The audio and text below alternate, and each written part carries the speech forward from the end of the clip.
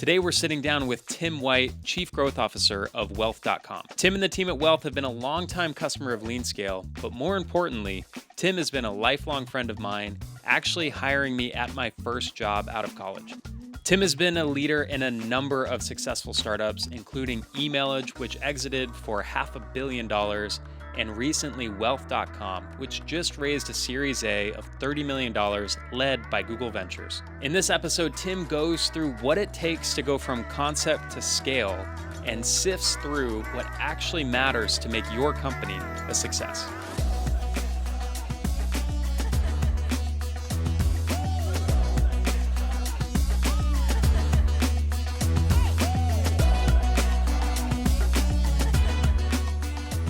All right, really excited. We're kicking off Startup Stories here on the LeanScale channel, where we get to interview founders and hear how they got to where they are today and share some of their advice for our customers and our audience.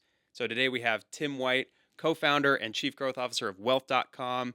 We've had an amazing relationship with the team over at Wealth.com, and always a fan favorite to have Tim White here. So Tim, thanks for being here, and just excited to get into it.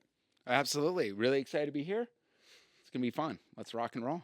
And we also have Cam Legge, who is a resident podcaster with us as well. Looking forward to getting started with you too. Absolutely. Excited to be here. Like you said, Tim's been amazing to us and love the partnership that we've been able to grow and just see all of their success. So it's been awesome.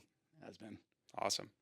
Well, Tim, I was hoping what I think is really interesting for our audience and for our customers and for us is just hearing the story of going from an idea to first version of a product, getting it into the market, and then all the way to how much success you've been able to create to this point. Would love to hear that origin story and what that aha moment was for you. Yeah, no, absolutely. It's been an exciting ride, and obviously with great partners, you can do the impossible, right? So, it all started. We had a successful run with Emailage. I think you probably have heard that story before. But when we sold the company for $500 million, we went through the liquidity event. Life changed, asset complexion changed, and it was actually just a coffee. Myself, Raphael, CEO of Wealth.com, we had with our executive chairman, Ray Carvalho. It was right during COVID because, wasn't sure if we even wanted the coffee. It was kind of that scary moment in COVID, but we surprised you were allowed to get coffee then. I was actually at Ray's house, right? Oh. But yeah, it was great. It was great. We had coffee and sat there and started talking about our personal experiences with estate planning and realized that there was a lot of opportunity here. It's actually a vision document I remember Ray had. It was literally titled Wealth.com before we even had the domain Wealth.com. And look, at the end of the day, I think anytime you think about a startup or you think about work, you think about life, like you just want to work with people you truly enjoy. And, for us to, do something again together and, reform the band, a little different than the original, maybe 3 albums. But to get the band together, it felt right. So since then we just, it was around 2019, 2020. I remember sitting there and, it was really interesting, like sitting there at a WeWork, shortly after the vision document, we looked at, how are we going to create this company? And, we ended up doing a survey of 10,000 households and, looking at estate planning and figuring out like what would be the go-to-market, what would be like this unlock. And through that survey, it was very clear it would be through financial advisors, right? Them plus family members are like the two most influential drivers to estate planning. And so we didn't have that skill set, so we actually jumped on a plane. We had a short list provided through a contact that Ray Carvalho had. Is actually his private wealth advisor at Goldman Sachs. He gave us a list of like 20 names. The first name on the list was Danny Lorfink, and so we traveled out there, like doubled, tripled, K95 did, and went to Florida and met with him. I just remember clearly. I remember he had these suede shoes. Kind of funny thing, but like I could just it swayed. It was hot. Is that how you knew he was the one? I don't know. This I is who don't we need know to have why. as a Like founding I'm team? like I don't know if I looked down. I'm like I need to get suede shoes. But anyways, it was a great breakfast. He joined the company as a co-founder, and then from there, it's just been absolutely like the most incredible experience growing this company and where we are today. And it just.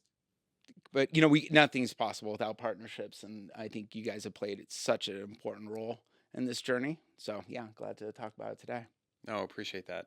Appreciate that so much. And same. I mean, we learn from every engagement that we do, and we've learned a ton. I think we talk about what does an ideal LeanScale engagement look like, and we always look to wealth.com as the way to take full advantage of the services that we have, but also the tightness and closeness of the partnership as well. I'm curious. I think about it this way, like instead of, oh, there's an opportunity to create something much better. I think that's an idealistic way of thinking about how to start a company, but normally I feel like it's filling in a major gap. And in your opinion, what just sucked on the market before wealth.com came to be? Like how were people getting the job done or doing what you guys are solving for? That was just blatantly obvious that there's got to be a better way to do it. Yeah, I know. I mean, that's that's a great question. I mean, there's pioneers in the space. I'm not going to name the providers, but really in creating workflows where people can create their estate planning documents. I mean, and they've been out for multiple years. When we looked at it, like life is always evolving, it's always changing, and so we wanted to create a solution that was living, breathing, as dynamic as an individual's life or family's life. And so that's where we really wanted to go out from a different angle. In addition to that, just having a background in machine learning and AI from our experience with Email Age years ago, we thought, well, there's more that we can do too. Is like feeding intelligence to the financial advisor and the family.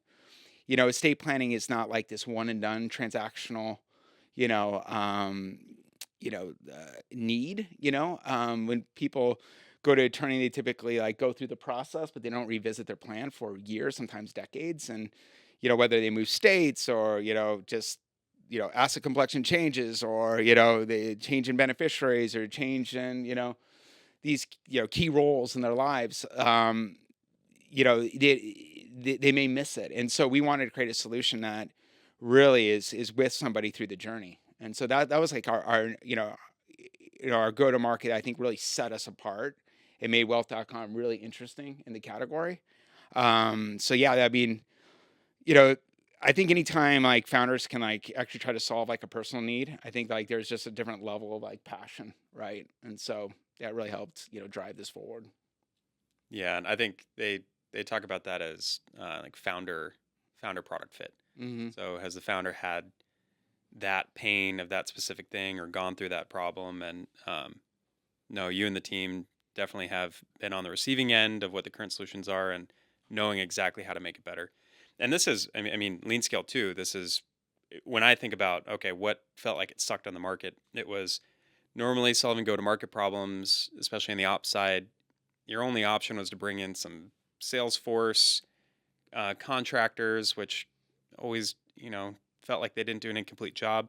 Or you had to bring in these big, expensive strategists to come like lay down your whole go-to-market strategy. And it didn't really feel like there was a team that was bridging both those things. And we felt that.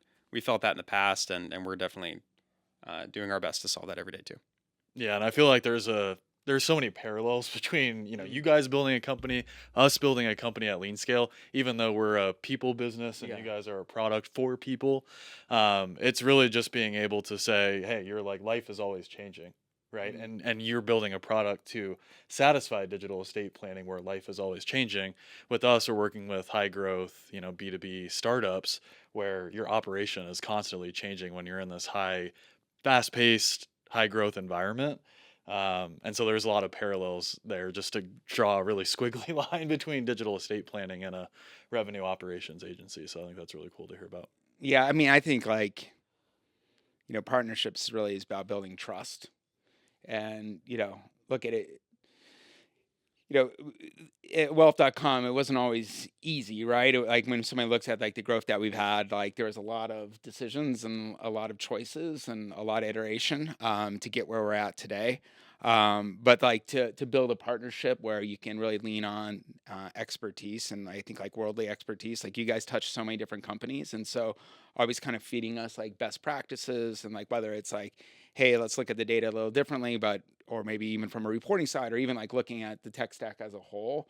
Like it's just been so much fun, and like absolutely 100% a game changer. Like I can just like go through and name them. But yeah, it just goes like anytime that you can just feel like we're winning together, it's just really just amazing. And like you guys have been there like shoulder to shoulder from, before product market fit, post product market fit, all the way to like this successful Series A that we just had. Like this is a celebration between all of our, with us, but like our partnerships. It's just been just amazing. Oh, we've been Wealth.com fans from the beginning, and now knowing that we're going into this like hyperscale phase, we know there's going to be so much more to do, and we're all super excited about it over here. Tim, maybe going back to the founding team, because I think, not I think, companies are built by people. Yeah. And the people you have on the team make the company, even if it's a product company. The people who build the product leave their mark on it. But what were you looking for once you had the founding team set and you knew you were going to bring on more people to help drive the mission of Wealth.com?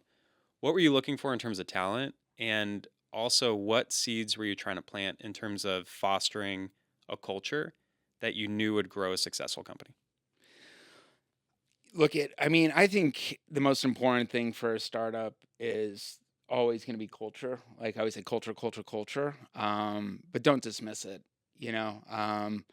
Early on, we were really fortunate. I think like the founding team just had a really rock solid, trust between each other, and all the way to like just the way we viewed the world. And then bringing on that additional like core team.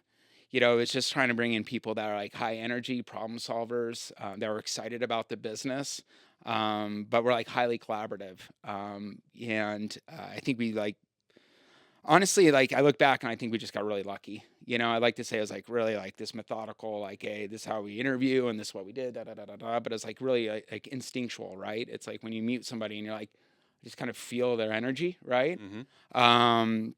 And one thing that we continue to talk about, like I was just at an event with Raphael, partner, co-founder, CEO. We were talking and like even looking at this like next phase of growth, it's like we have to maintain this culture. Because the one thing that I think we battle certainly on the growth side of the business and the partnership side of the business is like the last poor experience that our potential prospect or partner had with the last tech vendor.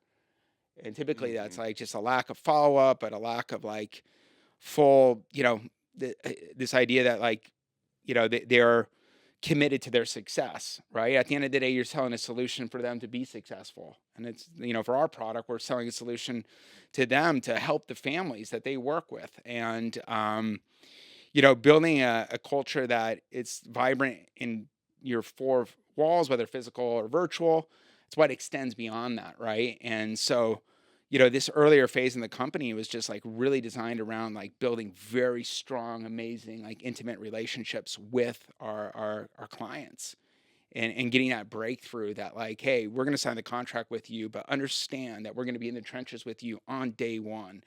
And we're not looking at this as a 1-year relationship, but a multi-year relationship. We care about you. We care about your clients. And so I think like right now that's 100% number one. It's been number one since the beginning. And our job as founders is continue to preserve that. So I think something that's helpful for people listening is tactically and practically, how do you preserve that culture that was set from the founding team and ensure that it continues on as you scale the team? Well, I think when you start to build out, whether it's KPIs, North Star objectives, or looking at even like, overall comp plans, how you structure the team, it's super important. Because that's like the foundation that you're going to set up to make sure people are working together, collaborating. So that's one thing that, we really pride ourselves that, in our organization, how much people deeply care for their colleagues. It's just, but that care, it's not only for your colleagues, it extends. I mean, that care is for your colleagues, it's for the company, it's for the company goal, but then it's like, it absolutely transcends in that care for your client, that partner goal as well. And so, it's getting away. It's not a transactional relationship, it's a relationship where, you know, if we can build in that ROI, if we can really champion and deepen the relationship with our strategic partners, like it pays itself in dividends. And like I'll just say, like, our marketing, like right now, like you think about wealth.com, I think we have a really good aesthetic around the brand, but it's really built on putting a lot of emphasis on building the best technology, but like marrying that with its phenomenal people. And that's been where we've like really built the best quality leads and how we generated, new business, is the fact that like our clients are our best evangelists. And so I always look at it like less about LinkedIn ads and let's just pour resources on post sales. Yeah, and I think one thing, it's no secret, you guys have a huge presence at events. Yeah. And you guys bring the best energy. I love watching the LinkedIn videos that you post. It's usually you on an air guitar or, Rick jumping off a surfboard somewhere or something. And I think the culture and energy that you and your team bring to that is really palpable. Like you can feel it. How do you do that? How do you keep that going? How do you like just inject the rest of the team with that type of energy? Well, it's just hiring the right people, right? As well. Like, you hire the right people that can carry that forward. But as leaders, like we just, it's a serious business. But, at the end of the day, we want to have fun. And, that's nice that you see it through our LinkedIn ads or not ads, but, our LinkedIn posts. We're out there, we're having a great time. The energy, you can see it, you can feel it. It's not manufactured, it's authentic. It's just people really enjoy working for the company and really enjoy the deep relationships that they're building with their partners. And I say people, but the wealth.com employees, and it carries through. It's really just awesome. So, just talking about the air guitar, it's like we're never going to take ourselves that serious. We're going to have fun and we're going to rock and roll. And yeah, it's great that you're seeing it. Yeah, I don't know. I can feel it. I know you've seen them too. It's crazy. Yeah, and it's the team from top to bottom. So the consistency, I think, in the team that we're able to work with on a day-to-day basis across from VP level to field level reps, etc. It seems like everybody's really committed to the mission that you're on, and especially being a disruptor in the space, there's this whole new vibe, right, around what you guys are bringing to the market. One question I had to kind of go back a little bit to the founding team and scaling the team, even not so much as culture, but asking as you were a founding team, I know we engage with a lot of pre-seed, seed companies that are really exciting. Like they have a great concept. You talk to them and you're like, this product makes a lot of sense for your market or your vertical that you're serving. How did you think with your founding partners? Like, how did you think about those initial hires beyond the founding team? Like, what kind of people, not necessarily the kind of people, but I know there's a lot of decision making that goes into when do I bring on my first sales rep or where do I start making investments and start to build out departments? How did you guys think about that? And what were some of the first roles that you guys hired where you're like, yes, this makes a lot of sense. Let's invest now, even with maybe the limited investment at that time or what you guys just had available to you resource wise? Well, one, I'll tell you this, like when you're pre-market fit, like you need to be very careful on who you hire because you're trying to figure out, is there a market for our product? So at that stage, like I just had a really trusted relationship. I brought in a sales professional that was just absolutely a knockout. Was able to build relationships, was able to manage very strategic and complex deals, and just had, a world of experience and thought, well, okay, if we bring this individual on and they're not able to figure it out, well, then we need to go back to the lab and figure out, well, maybe there's some tinkering that needs to happen with the product. Fortunately for us, like we started to see the things starting to click, which then was just like, okay, this is perfect. So when you hire the wrong person, you're going to think that, okay, well, is it the product? Is it the person? Is it the product? And, I think at that stage as a startup, like time is everything. You're limited on on time because, whether you're self-funded or you have seed money or whatever the case may be, like, there's a lot of accountability. And so that was really important early on for us. Is like some of those critical hires, there's already like built relationship. And so there's already built trust. And so that kind of helped like really create that foundation. That was super important.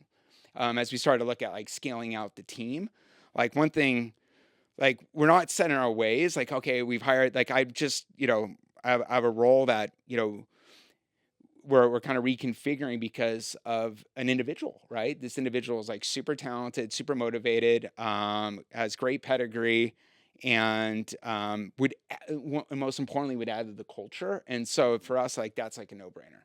Like that's like bring that person on. Even earlier, I'll tell you, like there's a hire that we had that like their skill set, like we, it wasn't like a match for where we were as a company, but like we knew like how capable this person was and how resourceful. And it was like, yeah, we'll figure this out, but like let's bring this talented individual in. They're going to be important for us. They're going to be important for the culture. We'll play this thing through. But as long as people understand like that they're going to roll up their sleeves and then, and they may not be doing this exact role, but they're going to like lean in here because like at the end of the day, we're all super generalists in the beginning. We're all managing, doing a bunch of different things. It's like a chief of everything or chief of nothing. I don't know what it is, but we're just all just grinding it out. And that's like definitely like a sink and swim environment for people. We are really fortunate. We just got people that just thrived in that environment, which was just, just game changer for us. I think we've taken a really similar approach where we are very opportunistic Yeah. with our hires. So if okay, we're connected with somebody, we know they're really talented, maybe they're looking for a new role or they're interested in what we're doing, and maybe on paper that's not the next role to hire. 100%. On paper it should have been, oh, we need to get this role, then this role, then this role, and this person doesn't even fit the next three, but they're A++ talent. They're going to add to the culture. They're going to roll up their sleeves. They can manage and execute. They can, go where they need to be in the business.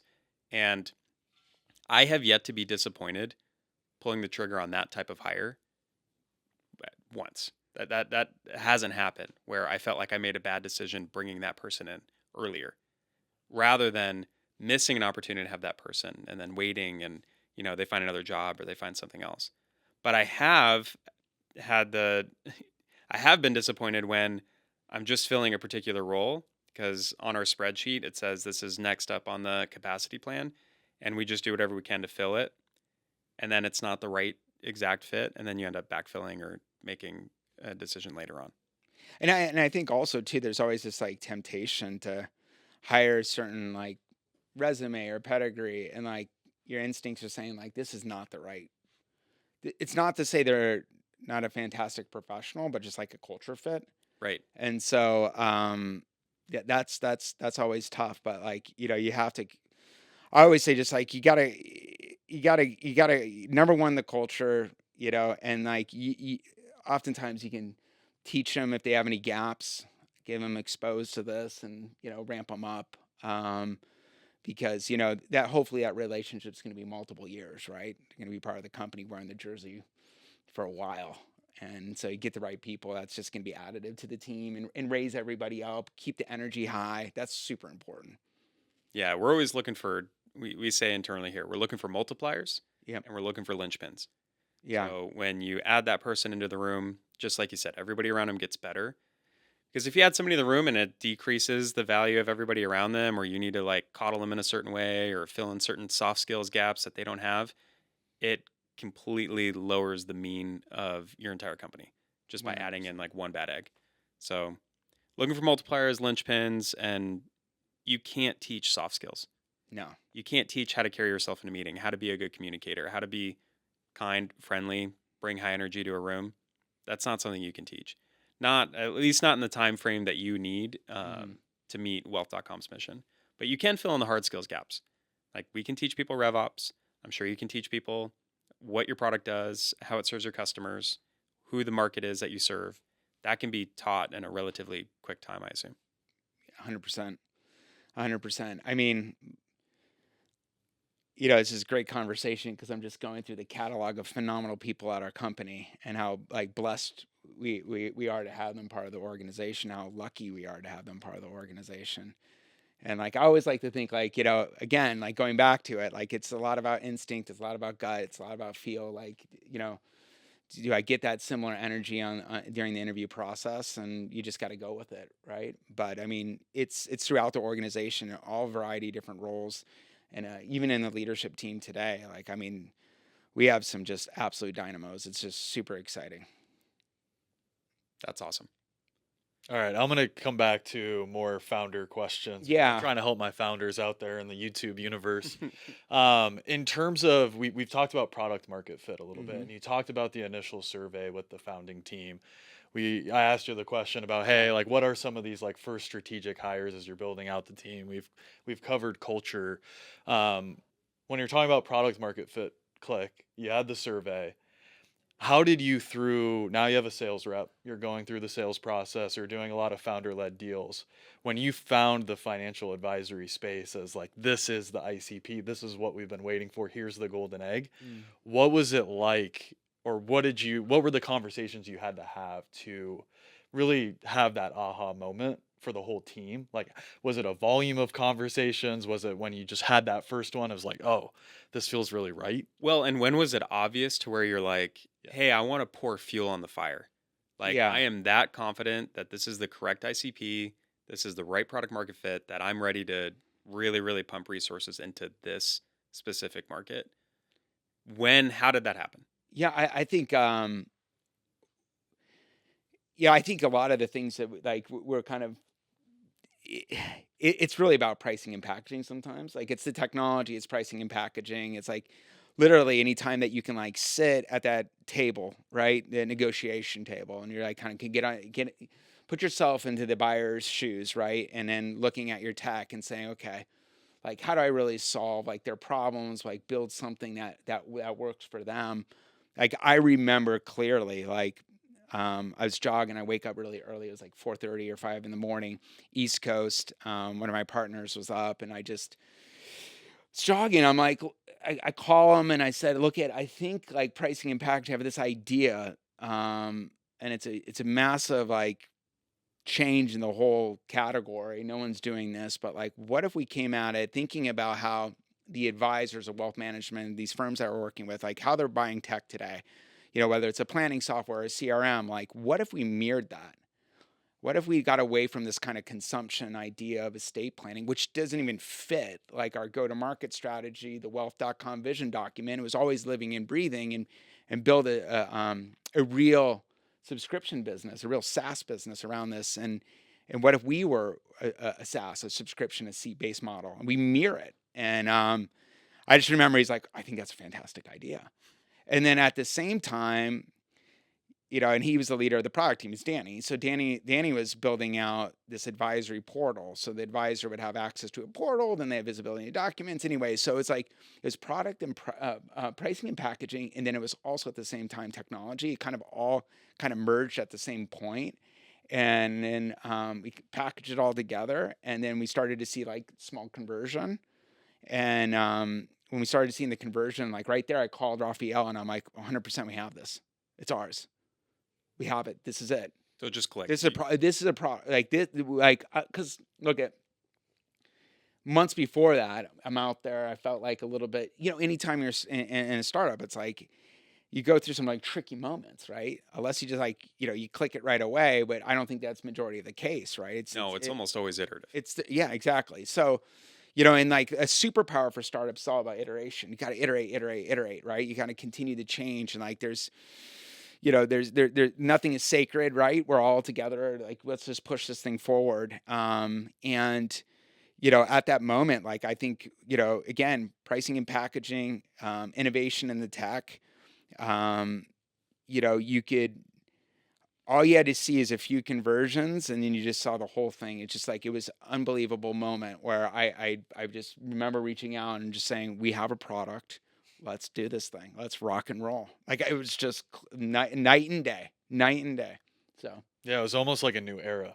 It's It like was new reporting, like we're drawing a line in the sand, like they found it. And I think we still refer back to like a specific almost date and month where it's like 100%. everything after that is what we can measure in terms of like this is where they found it, and now this is like the new chapter. Right? Yeah, and then from there is just like, I mean, the most beautiful growth story you can imagine. Like, it's a slide that like you almost want to like make a painting and frame it. It was absolutely beautiful. It's exactly what you want to see. I know in the reporting back we have put an arrow on that date, and then watch the column graphs just go up and to the right. It was just it was an incredible moment for the company, and it just really energized the team. And but one of the things I always say, like on the pricing and packaging side, it's like always evolving. I feel like we're 40% there, and so we're always trying to figure out, whether there's iterations that can be made or, ways to improve it. Obviously, like to technology today, like, kudos to the product team and our engineers. Like we've completely changed the game. Like even our go-to-market now. I mean, we service now the advisor community across the entire wealth spectrum. So whether it's clients that like need document creation or restatements, mass affluent, high net worth. Now we're in the ultra high net worth space, working with large wirehouses. Like it's absolutely just unbelievably, rewarding to see just this thing go to the next level. And so now we're at this really fun space where, back end of a Series A just a few weeks ago, announced it. Google Ventures like is their first entry into wealth tech, which is really exciting. In addition to that, we had it followed with City Ventures and, going back to the story of like who we can service. I mean, City Ventures, we'll be working with City Private Client, think about ultra high net worth all the way to City Gold, and that's the mass affluent part of the business. In addition to that, Neuberger Berman with their venture arm, 53 Stations as well, which is the Pritzky family. So we have a great, we have a great collection of investors in this round, which is it's just super exciting. I mean, on the GV side, like, I mean, you think about technology, innovation, and like you think about anytime you're talking to a partner, it just like it's very clear that signing up wealth.com, you have a future-proof partner because Right. we're going to continue to push the boundary of technology. And again, going back to it, I mean, like our brand, it is the people, but it's the technology. It's you'd be surprised, like talking about the events and getting out there, like how resourceful we were and how mindful we were of the budget. So there was like just little things that we did that really just set us apart. But nothing like is a better source of pride to me, like to being at events, seeing the other players in the category, and then seeing our team and seeing how like authentic it is, how excited they are, the interactions with our clients, the interactions with our partners. It's contagious. We just had an event that was in California, and it was just this is actually the first time, and I've been going to events globally, for the previous company, Money 2020s in Denmark, Singapore, you name it. But we actually had to get a mic, and a speaker for our salespeople because there were so many people that were coming over to our booth that it was difficult to project across that group of people. And so our sales team, they were losing their voice like a few hours into the event. And so now like they look like little Vitamix, you have like you're at Costco, but I was it's thinking fun. more like Tony Robbins. Tony Robbins too, right? Tony Robbins too. But yeah, it's a complete joy. It's just so much fun. And where we're going to go next, it's, through this partnership, it's going to be so much fun too. So. Well, I think a lot of the founders are looking for that visceral moment of, okay, now we know we nailed product market fit. You can feel it. It's real. Feels like something that's repeatable.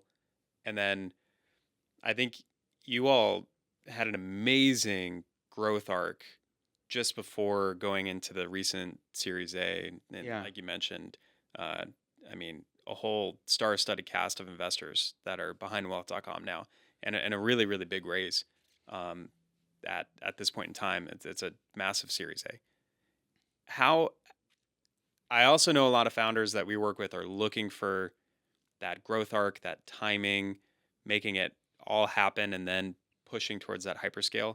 Any advice you'd give, like when to start that fundraising process, when you feel like it's a good time to bring on those partners, and any insights you could give that would help any founder that maybe just hit that post product market fit period, but didn't get that massive fundraise yet? Yeah, I mean, look, it just depends. There's a lot of factors that you need to consider. I think the one thing is, um, scale the team the right way. I think do less with more. I think that's super important. I think you start to see things work. You think, well, I'm just going to throw, additional resources and start to hire aggressively. I think you need to be very careful about that. You need to be very careful about that. And if you do it too quickly, you may hire the wrong people, and that can be poisonous as well. So that's one thing that we are really mindful of. And definitely, It's tempting, right? It's tempting to say like, it is. okay, I saw a little bit of success. Let's go get 10 salespeople and light it up. Yeah, yeah, and it is, 100%. And I think one of the things that you just need to do is also, like, you build a culture of, like, I said, like, in the beginning phase, it's like a lot of like, hey, you're going to roll up your sleeves and everyone's going to be collaborating and working together. Like, how often I've been on the road with my team, selling with my team, and that's not just me. That's not limited to that. I mean, we have great partnership across the different departments, whether it's product, whether it's legal, et cetera. So that's super, super important, just to keep a solid team dynamic, everybody leaning in, being careful of resources, because at the end of the day too, like, when you're, whether it's fundraising, you need to be very careful of like how you're managing the dollars, gross margin. There's a lot of things to consider to make sure like your business is like a healthy business that is going to attract the right, VCs and folks that want to invest. So, so you can't be, flipping the equation too aggressively there by hiring too aggressively. The other thing is this, like for us, like it really all sparked because of preemptive. We weren't looking at funding at that moment. We were really excited about the business. We're heads down in the business as founders. We want to continue to grow, but that kind of sparked it. And we just got on the road and we just went coast to coast. We had probably 50 meetings, and it was just absolutely exciting how many, big name, household name VCs that want to invest in wealth.com. I love that you're talking about the fundamentals, and it reminds me of something that one of our VC partners says all the time that I think is just brilliant. He says, run your company as if you're going to keep it forever, or you just might have to. And it took me a second to realize exactly what that meant, but it means run it as if there's not another fundraising event coming again. There's no acquisition coming your way. So don't try to do all these, inorganic things to try to make your numbers look bigger, or try to grow too fast just to hit another fundraising round or try to hit an acquisition. It's focus on the fundamentals, do what you would do if you had to keep the business for the long haul. And that's what's going to make a healthy company that somebody's going to want to invest in or acquire. And just like you said, you weren't expecting this to be a fundraising event. You guys were heads down, focused on building the best product, focused on building the right partnerships and getting to market in an efficient way. And that's what attracted investors, rather than you maybe intentionally doing something inorganic to then set up for a fundraise process. Yeah, no, I mean, you're absolutely right. I think, you need to look at the business. You need to be careful of the dollars that you spend. You need to grow the right way. It needs to be healthy. And like, grow as if you're going to have the business forever. You're not expecting a fundraise. I totally get it. I would agree with that 100%. For us, it's now post the fundraise, it's time to now scale, right? Which is really, I think a really exciting time. For us now, looking at areas of the business where we can start bringing in additional talent, the collaboration now that we have with our lead investor being Google Ventures, and how we think about the technology, how we continue to innovate on our AI capabilities, how we continue to roll out even additional documents that can be created on the platform, and scenario planning. So there's so much to do. But we had it all mapped out. I mean, we had like the next horizon already there. We knew what we wanted to do with the tech. We knew what we wanted to do with the people. So it's been fun, because once the money hit and the investment is closed, we close the round, it's like, all right, we're not just like out there going, okay, what's next? We exactly know what's next for the business. And so that has just been really, really fun. But, I would just go back to like, even like email age. I remember, going back to the previous company, some of the different temptations after a fundraise is just like, oh, let's start to hire, let's start to go crazy, let's just start to like throw this money here or pull all these levers. And I think like that's one thing like I want to be extremely mindful. We want to grow the right way and bring the right talent, and that's why we keep on hammering. And even this podcast, like culture is like we got to bring the right people that are willing to roll up the sleeves and do the hard work, and feel passionate about it. So we never want to lose that. But yeah, it's great. And then like, one of the things that happens, I think in a business like ours, it's like, that momentum shift is like, whether it's pricing and packaging, whether it's the technology itself, but sometimes it's just about like closing those key clients because, then there's kind of like the fear of missing out from some of the different prospects, seeing that, now there's a clear dominant player, not only on the technology, but now with the funding round where they're going to be going with the tech. So, that's where you really capture the whole category. And I think we're right there. It's awesome. It's a super exciting time. And I know it took an unbelievable amount of work to get here, which I know we all have so much respect for. And we've really enjoyed being able to be part of the growth story. Can't wait for the next chapter of the growth story too. And that's what we live for. That we live for our customers getting to that next stage of growth. We say that in everything that we do, and it's really exciting to see you guys get there. Before we wrap up, I think we work with so many founders, we work with so many people in the startup space.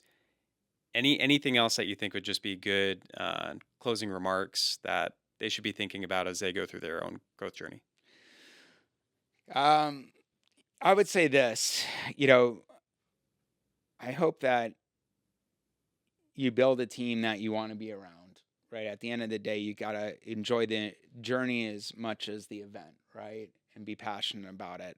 I think one of the things that created some advantages for wealth.com is the fact that like I work with this core team. I consider them friends. So that trust is already there. And I think that that's super critical. The other piece is, pride, put it aside. Rhymed, but like it's reality, meaning like this, that you need to continue to never be afraid to go back to the whiteboard, never be afraid to continue to iterate. Don't be trapped in a situation because you want to win an argument or have the best idea. You should create an environment where the best idea wins. I think that's the most important thing. I could take you through one phase after another phase, getting to this chapter we talked about, or the milestone where we just thought that everything started to click. But there's months, there's quarters before that. There was some scary times. There always will be scary times when you're creating a startup, when you're taking an idea and you're breathing life into it, and it's never easy. But I think as long as people go out there and strive every day to really focus in, narrow in on the buyer, their needs, their problems, and go out there and try to solve their problem statements, they're going to win. But those are some things. I mean, I think that this is a long conversation. We could have multiple chapters of this podcast, but yeah, those are some fun. No, that's brilliant. Points. That's brilliant. I think focusing on the right things, focusing on preserving the culture, getting the right people, being very resourceful, being careful about where you put your investment, and not growing too fast or trying to push the growth too fast until you're ready. I mean, great insights for anybody who's in the startup game right now. Yeah, and I'll say this too. Post sales, that's your marketing engine. 100% your marketing engine. Don't take your eyes off of that.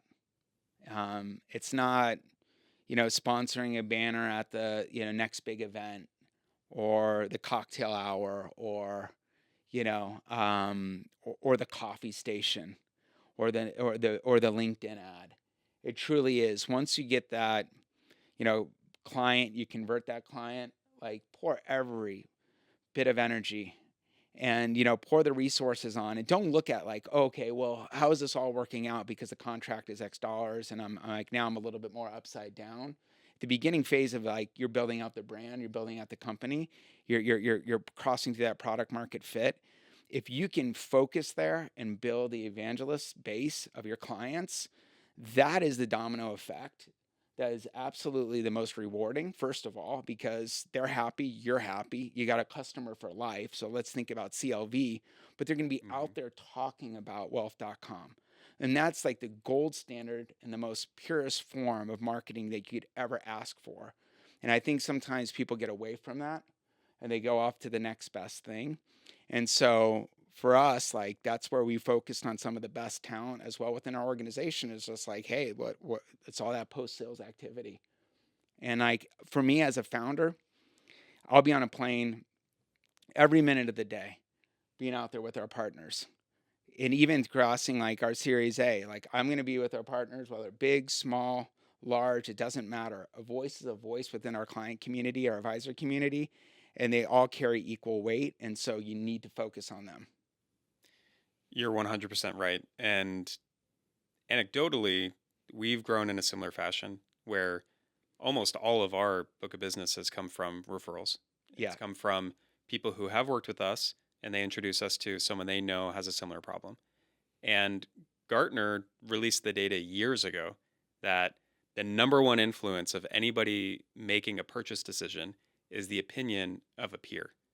So somebody within their space, trying to solve the same problems or trying to do the same job at another company, their opinion of a product or solution that they've used is the number one driving factor in closing a deal. And then I think the very, very last one, next ones would be like industry benchmarks and something else. And the very, very last one is your salesperson. So Yeah. by the time that salesperson gets to that conversation, if you can get one of their peers talking about the experience they've had with you, that's going to 10x the likelihood of closing that deal. Without a doubt. Without a doubt. I mean, you need to make sure we've had this on the last podcast, but when your partners want you to win, that's when you're really winning. Mm-hmm. That's when you're really winning. When they're going out of their way to talk to their peers about your technology, about how you service their account, it's next level.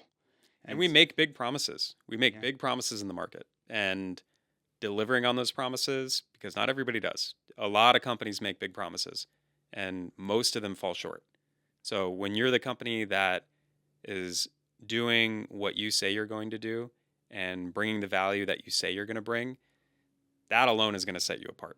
Yeah, I mean, I'll just say this. I mean, and Cam can attest to this. I mean, you'll see it in the data. It's like any time that, one of our, advisors or firms or, key individuals within our community speaks highly of us on LinkedIn. Like, you could spend $1 million on LinkedIn ads, like that single post. Like, you can immediately see it in the data of inbound interest in wealth.com, demo requests in wealth.com. So for us, like, it's priceless. And like earlier on, I was talking about like little things, like, so just like little thoughtful gestures, wealth.com, we kind of rolled out this idea. We had these teal like dunks, Nike dunks. Mm-hmm. We kind of made it part of our brand, certainly during, a portion of last year. And like, so anytime, like, we had a key individual, a partner, or didn't matter, like the size of the firm, size of the contract, like, what size are you? Let's get you in some dunks. And it was a fun thing, and it didn't cost that much, but like, it was just like, it just showed like we cared. Right. And that we kind of brought them into our community.